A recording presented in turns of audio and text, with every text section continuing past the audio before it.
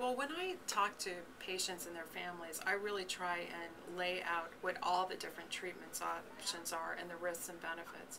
If they find that they're interested in pursuing a particular clinical trial, I think you need to know what that entails. Will you be in the hospital or will you be at home? How many days a week are you going to have to come in to the doctor's office? Is there a likelihood that I will need transfusions?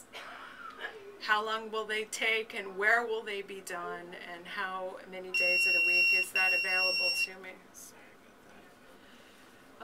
I think that also knowing what the risks are of having a complication where you may end up having to be hospitalized, that's important also. So you can have reasonable expectations as to what's going to happen during the course of the clinical trial.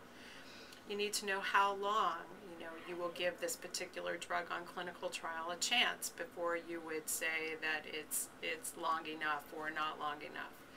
If there are procedures that are involved, for example, in my area, bone marrow biopsy would be a diagnostic procedure usually expected upon enrollment in a clinical trial, but how many bone marrow biopsies am I going to have in what sort of time interval? And how will these biopsy specimens change the way that I am treated? So having a good knowledge of what's expected, in the trial is important.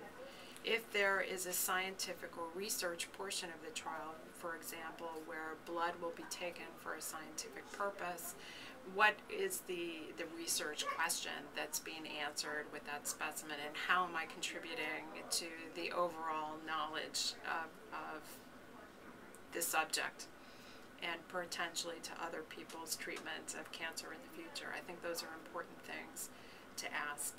In particular, older people, have to realize that they can't go through any sort of treatment all by themselves. And certainly if they're caring for another older spouse or at home, that's not going to work without help either. So sorting out those issues at the time that you enroll on clinical trial is really, really important. Who will take care of you? How would you get to the hospital at nighttime? These seem like small questions, but they're really, really important in trying to figure out what the best option for you might be. Lots of times logistical questions end up being a major part of a decision in what sort of treatment plan we're going to pursue. So figuring out how it's all going to happen is really, really important at the outset.